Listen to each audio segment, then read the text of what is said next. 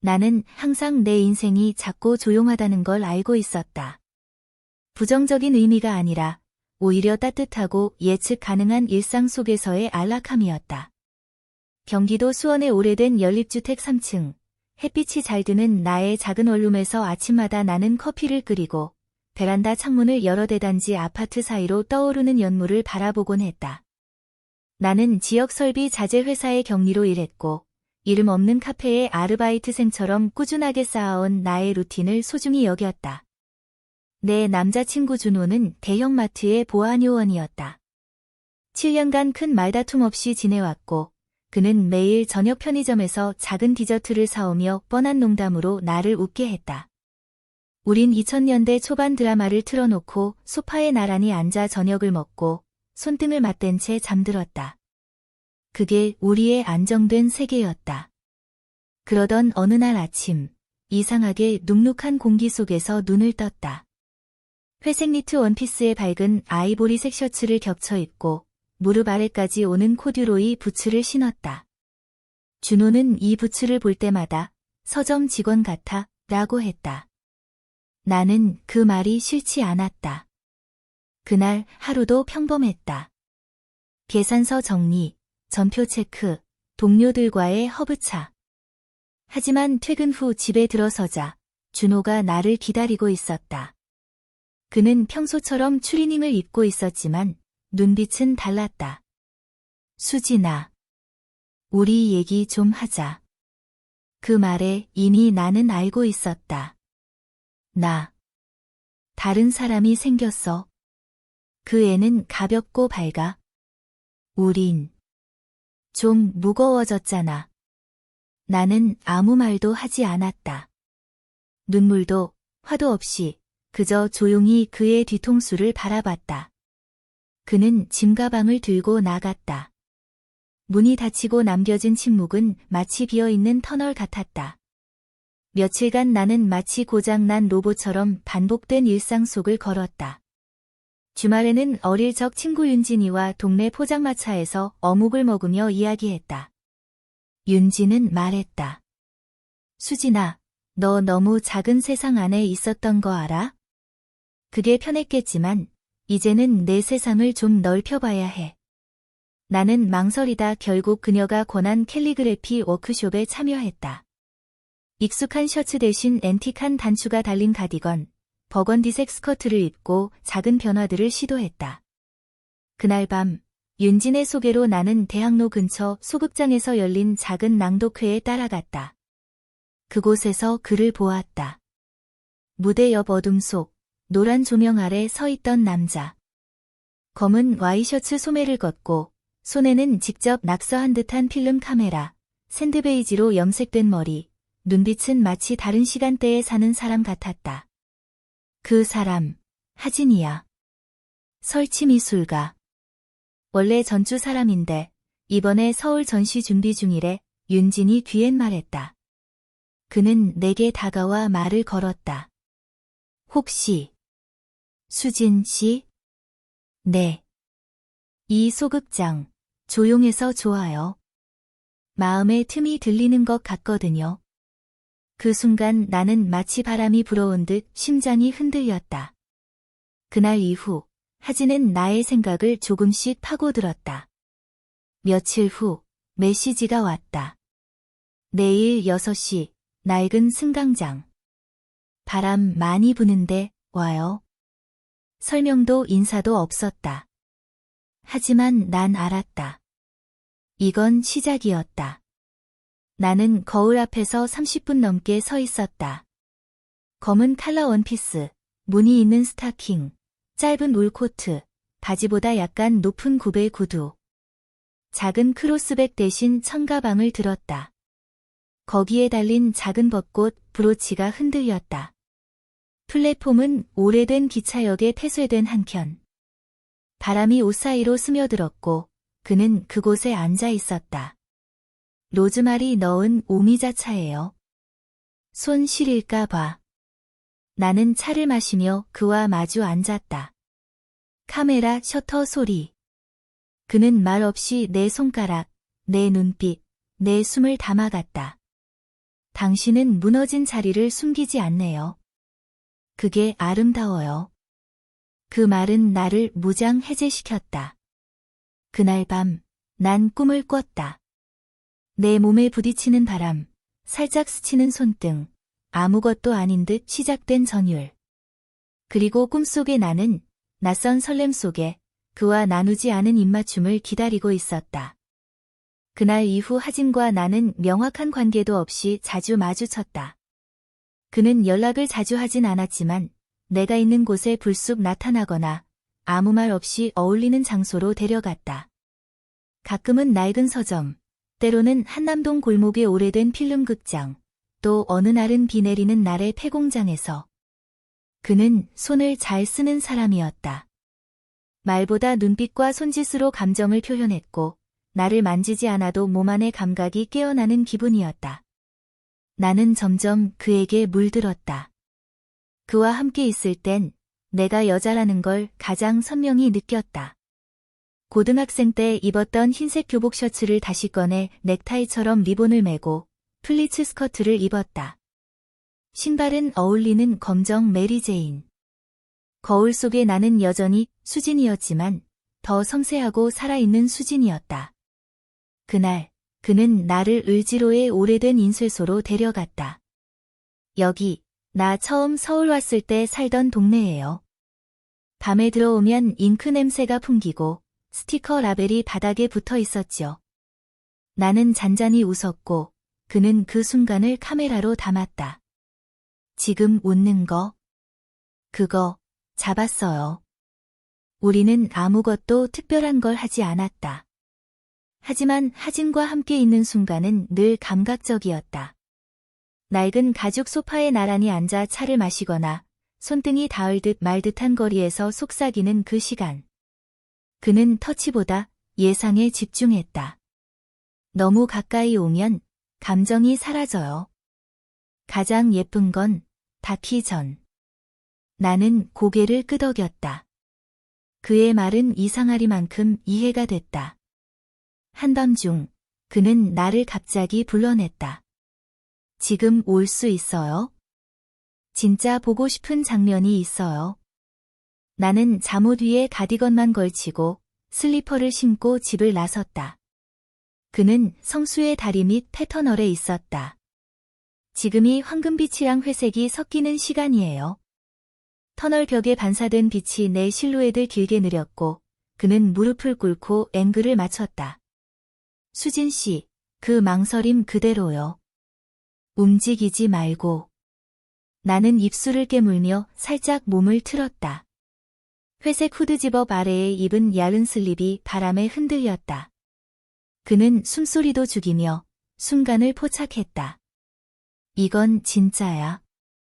연출 없이 그 자체로. 우리는 서로의 손을 잡지 않았다. 하지만 그는 내 무릎 위로 시선을 떨어뜨리거나 귀 밑 머리카락을 한 올 정리해주곤 했다. 그때마다 온몸이 전기를 맞은 듯 떨렸다. 나는 집에 돌아와 오랜만에 스스로를 위해 향수를 뿌렸다. 목 뒤, 팔 안쪽, 허벅지 위. 누가 맡을지 몰라도 나는 그 순간 스스로를 욕망했다. 점점 나는 그가 없는 공간에서도 그와의 감각을 재현하고 있었다. 비단 소재 블라우스, 살짝 비치는 양말, 발목을 드러내는 구두끈. 하진은 나를 새로운 나로 만들어 가고 있었다. 그는 말하곤 했다. 당신은 아직도 본인을 일부만 쓰고 있어요. 절반은 감춰져 있어. 그럼 나머진 어떻게 꺼내죠? 그는 미소 지으며 답했다. 느끼는 대로 움직이면 돼요. 기준은 당신이 정하는 거니까. 그의 말은 마법처럼 내 안에 남았다. 사람들이 보는 나, 익숙한 나, 격리 수진이 아니라. 그를 만날 때마다 새로운 내가 깨어나는 기분이었다. 하진과 함께한 시간이 조금씩 쌓일수록 나는 그의 리듬에 감염되어 갔다.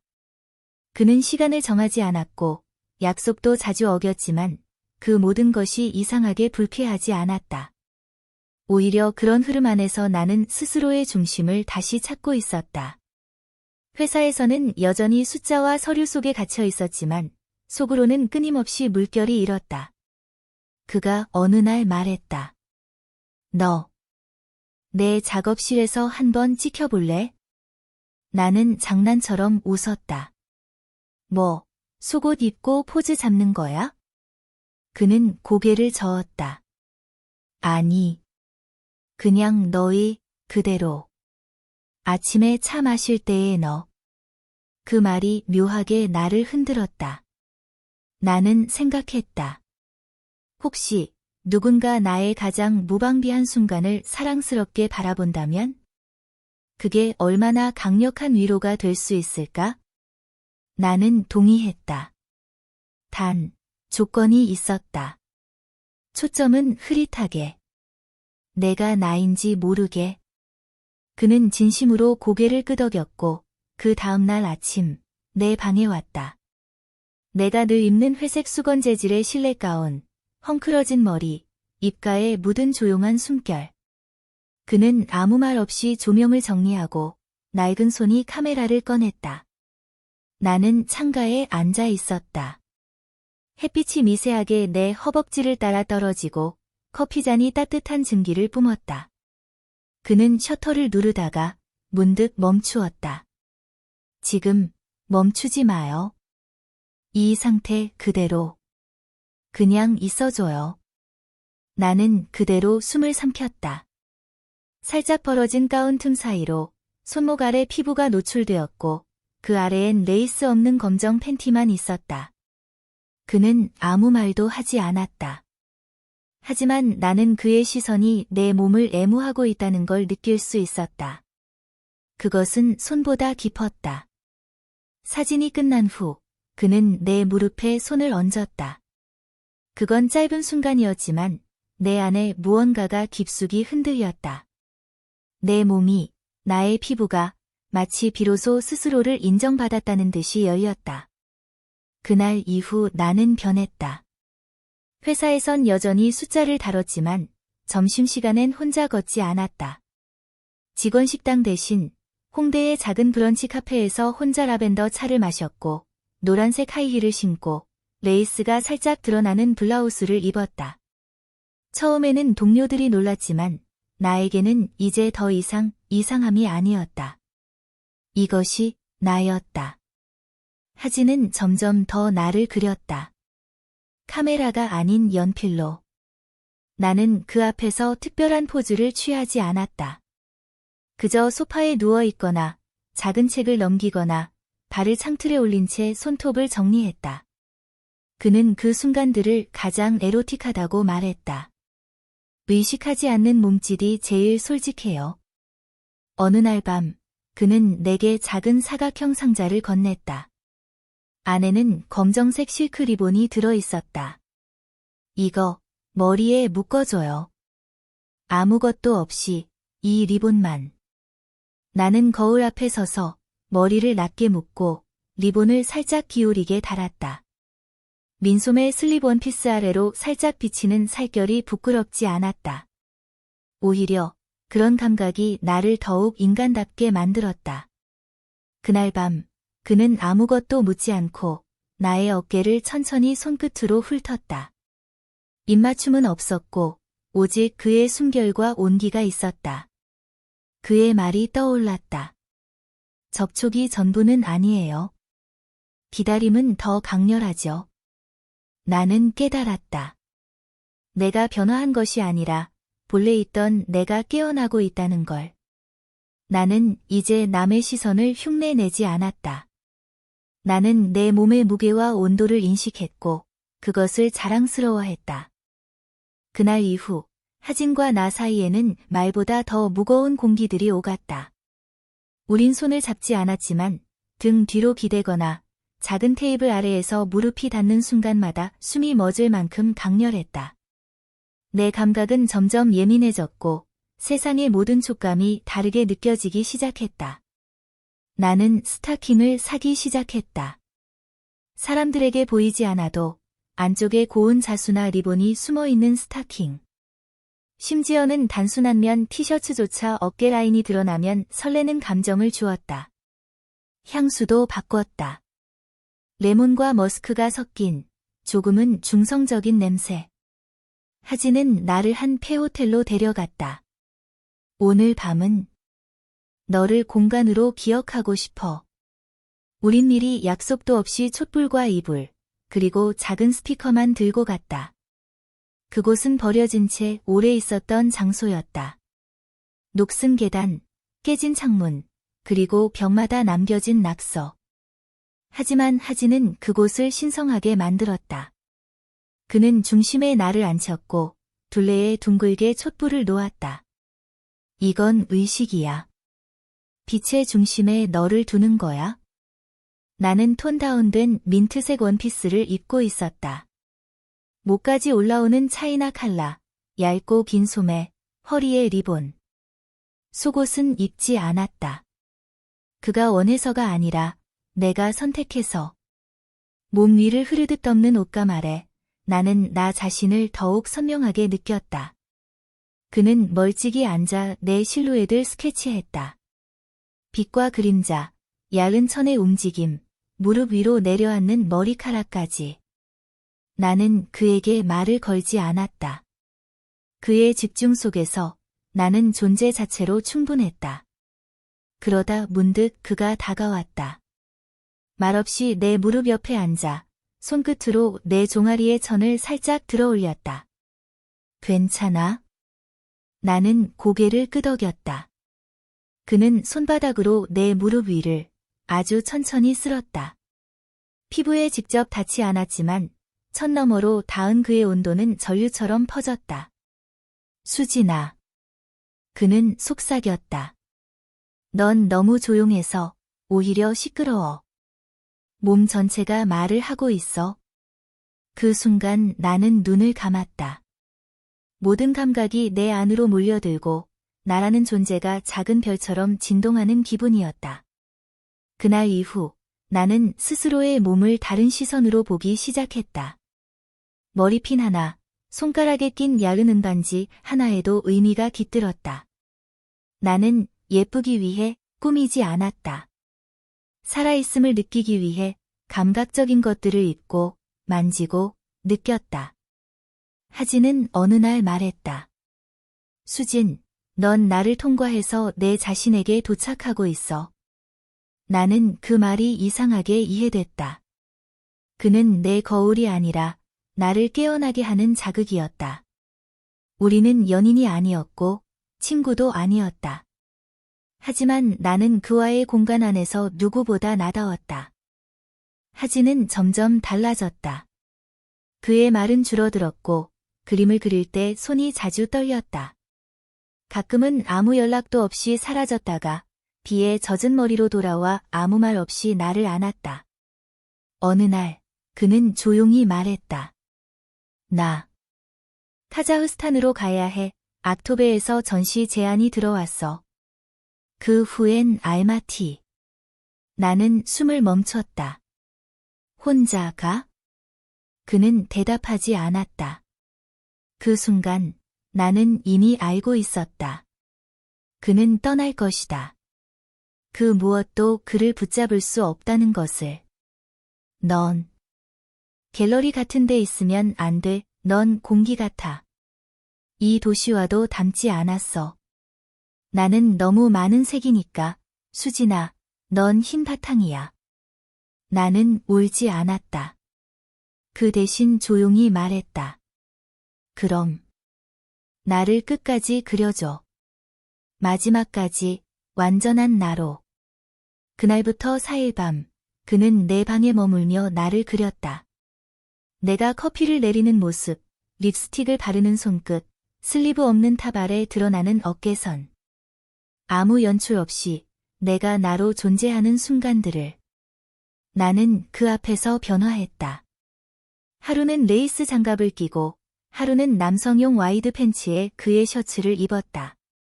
가끔은 비단 속옷만 걸치고 창가에 섰다. 우리는 서로를 만지지 않았다. 하지만 그의 연필 끝이 닿는 종이에서 나의 숨결이 계속 남아있다는 걸 느꼈다. 그는 마지막 날 아무 말 없이 떠났다. 그의 셔츠를 이불처럼 덮고 자던 나는 아침에 일어나 텅 빈 방을 마주했다. 베개 옆에는 작은 메모와 그림 뭉치가 놓여 있었다. 넌 내 흉터고 내 빚이야. 나는 이별하지 않아. 다만 캔버스의 반대편으로 가는 것뿐이야. 언젠가 내 손가락이 간지럽고 마음이 떨린다면 붓을 들어. 너를 그려. 나를 그려. 그리고 남겨진 모든 것들을. 나는 조용히 메모를 접었다. 그리고 그의 셔츠를 맨살 위에 걸치고 발코니로 나갔다. 이른 아침의 공기가 피부를 찔렀다.